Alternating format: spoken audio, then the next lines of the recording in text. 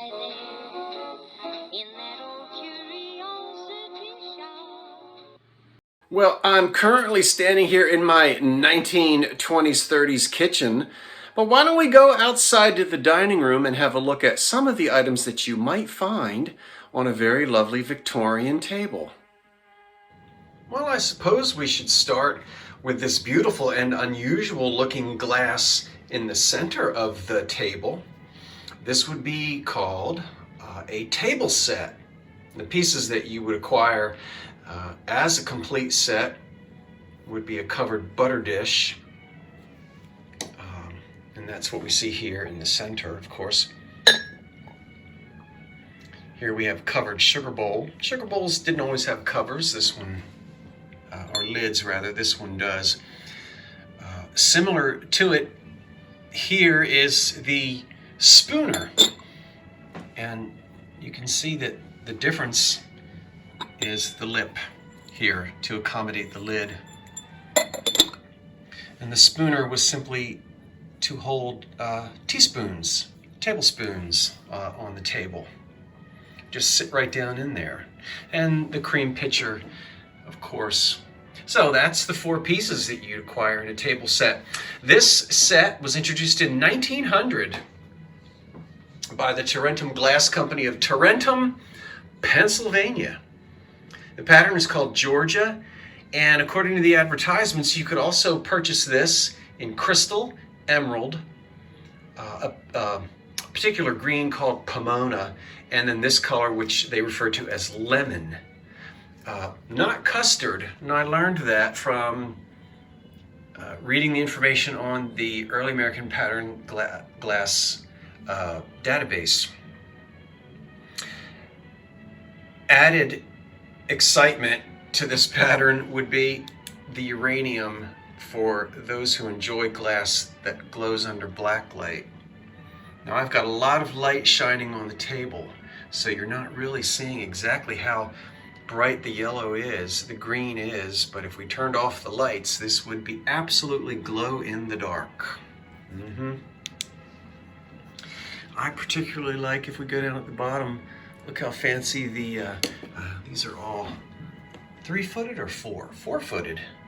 Beautiful color. Now this set will be for sale tonight, and it is in absolutely extraordinary condition. I can't even find a flea bite on it anywhere. Very excited to bring that to you tonight. That's right, tonight at 8 o'clock, right here on the Old Curiosity Shop channel, and that's Eastern time, of course. And then how about a silver-plated, great big water pitcher? That's a nice example. That's not for sale, but I wanted to show it to you anyway. We open it up. Take a look at that wonderful porcelain lining. Wait a minute. Okay, I guess if I could, there we have it. Isn't that nice? See it? Lined in porcelain. That's right. Those steamy Victorian days. That would have been an item that would be proudly displayed. This particular will move this lovely lemon-colored glass out of the way, and we'll bring this cute little thing forward and highlight it. As many of you already know, that's a pickle caster. But I don't want you to think about the big pickled cucumbers that we necessarily automatically think of today. Victorians pickled everything. I know when I was a boy growing up, my grandfather, who was obviously not a Victorian, he was born in 1918, but he was a big pickler of things. Eggs, cauliflower, oh my goodness, all kinds of relish. Beans of every kind.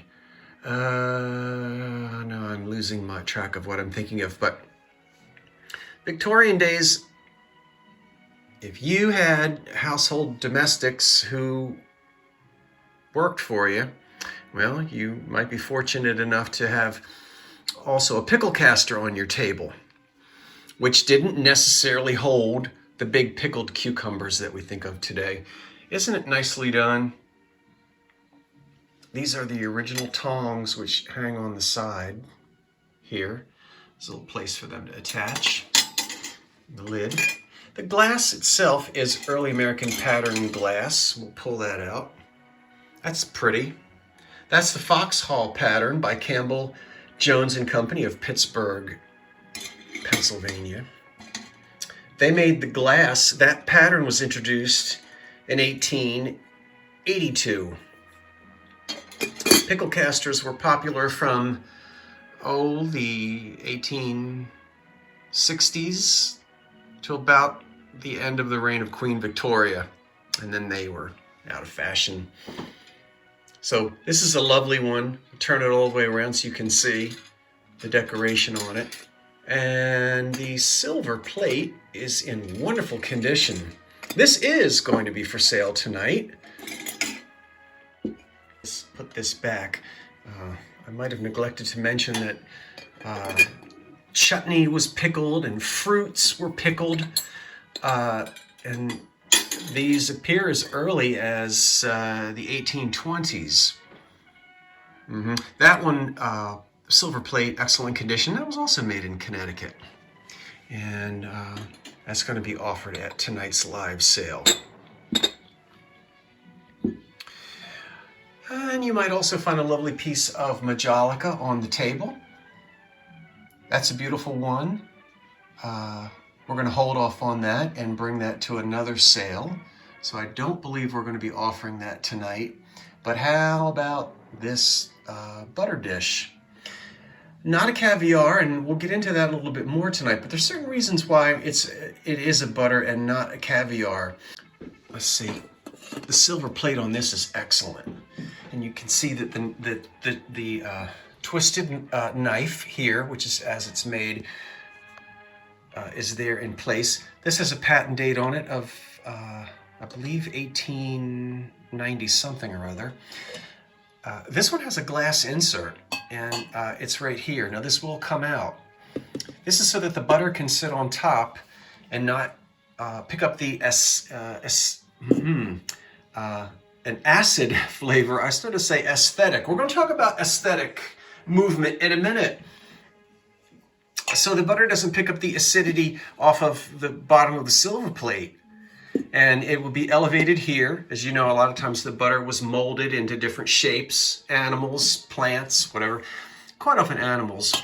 And, well, there we go. And I would be banned from the Victorian table if I threw the knife down like that. But this would elevate the butter. And as I said, this plate will come out. It's just, the beveled glass is just sitting in there. And so we'll have that for sale tonight as well at the auction. And our live sale, rather. Why don't we sweep across now to another piece that will be for sale tonight? Is this wonderful chocolate pot from the late 19th century, the 1870s and 80s, when the aesthetic movement was influencing decorative arts, furniture. And we can see here this wonderful bird. I don't know what kind of bird he is, but he's going to have a meal of that frog. I think the most comical part is here, the frog that got away. One frog is escaping. The other one, I'm afraid, is going to become that bird's luncheon. Influence from Japanese prints and Japanese art, the aesthetic movement, art for art's sake. And this is in wonderful condition. I don't think there are any chips. There might be a chip on the inside of that lid right there, way down at on that corner. But other than that, beautiful porcelain. This is Limoges. We have a mark on the bottom. I'll show you that tonight. No cups with it, just the chocolate pot. Limoges, of course, a region of France. And we can turn it around to the back and we can see we have another beautiful bird having a nice insect luncheon as well.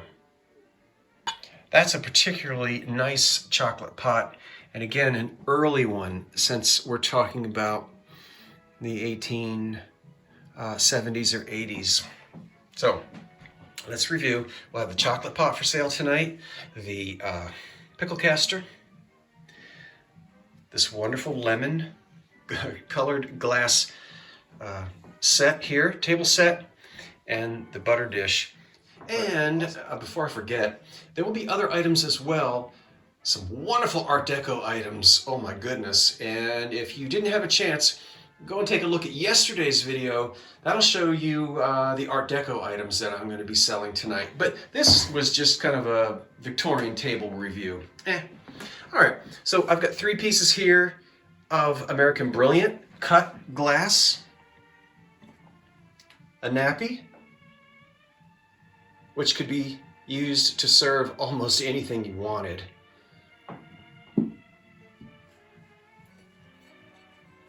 Another, which could be for celery. And then, I'm particularly fond of this shape. American Brilliant cut glass, remarkable for the craftsmanship that went into cutting each facet. Yes, it contains lead, and it's heavy glass. It's sharp. I know you can't see it very well against this tablecloth, but we'll compare it to a lovely piece of pressed glass, early American pattern glass. We've got Roses in the Snow, covered compote, which can be for serving fruit salads and things. I love the base. This will be for sale this evening. This is molded glass. Relatively inexpensive. Just about something anyone could afford in the working class. And there's a lot of it. It's very collectible. I love it. The Brilliant cut, we see these 3 pieces here. Occasionally you'll find a signature, but it can be very difficult. It can also be very difficult to identify. You can just spend hours in your books trying to figure out who made it. So I may not be able to tell you the names of the glass houses, but I can certainly tell you the difference between the more expensive cut glass, which we have here, as opposed to the pressed. We've got a pressed glass cruet. That's a pretty one, but again, it's not cut, it's pressed. So blown into a mold. If we have time, we'll sell that tonight. And I'm not ready to part with this beauty back here or that beauty back there. But this is another example of American Brilliant cut. And this could be a small punch bowl, and it's in 2 pieces. And this one is just beautiful. I was thrilled to pieces when I was able to purchase that. Oh, I didn't mean to have that extension cord down there on the floor. Well, that kind of ruined the Victorian aesthetic. And anyway, so that's that. I hope you enjoy. This was not meant to be an in-depth discussion about these items. I'm not an expert in the Victorian era. I do recognize quality when I see it, and you're seeing it right here. So I can't wait to see you tonight. Well, why don't I turn the camera around and talk to you in person? Well, okay. I hope you enjoyed that little Victorian table review. Again, very quick, very elementary. We could have easily probably talked over an hour on each individual item. So feel free to share your thoughts down below in the comment box. Now, tonight, the 13th of January, which is today, we have a live sale here on this channel, and it's at 8 o'clock Eastern Time. And once again, David from Texas is going to be joining me here.